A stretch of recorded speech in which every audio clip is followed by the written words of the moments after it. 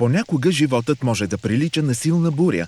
Гоним крайни срокове, натрупва се напрежение и ни върхлитат емоции като стрес, самота, дори прегаряне. В такива моменти е особено важно да спрете и да помислите. Обърнете внимание на това какво усещате и как се чувствате. Има ли напрежение в мускулите? Мислите ви препускат ли? Както при всяка буря има начини за справяне с нея. Техниките на заземяване ще ни помогнат да си отдъхнем от бурята. Да опитаме едно упражнение. Първо, заемете удобна позиция. Седнете изправени на стол, като краката ви докосват земята. Дишайте. Вдишайте дълбоко. Направете 3 секунди пауза.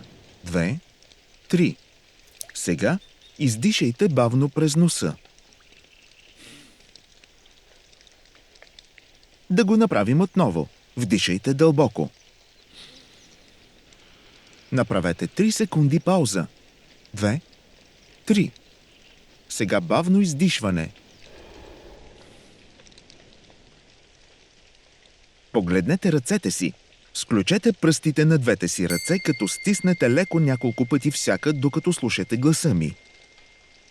Искам да разберете, че това, което чувствате, може би е причинено от нещо, което може да се е случило в миналото. Сега обаче сте тук. Обгърнете се с емпатия и доброта, докато навлизате в настоящия момент.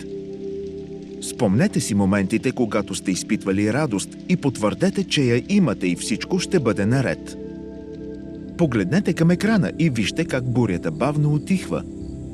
Сега погледнете нагоре и вижте света около вас. Облегнете се назад на стола и поемете всичко. Наблюдавайте предметите в стаята.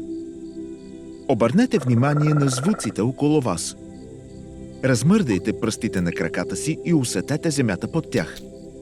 Добре дошли отново в настоящия момент. Сега да дишаме. Вдишайте бавно, като броите до 3. Задръжте на 2 и издишайте на 5. Повторете. Дишайте бавно, като усещате как дробовете ви се разширяват. Усмихнете се.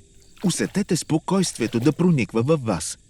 Следващия път, когато се зададат бурни облаци, не забравяйте. Вие имате инструментите да се справите. Дишайте, заземете се и наблюдавайте света около вас. Способни сте да намерите спокойствие, дори когато това ви изглежда невъзможно.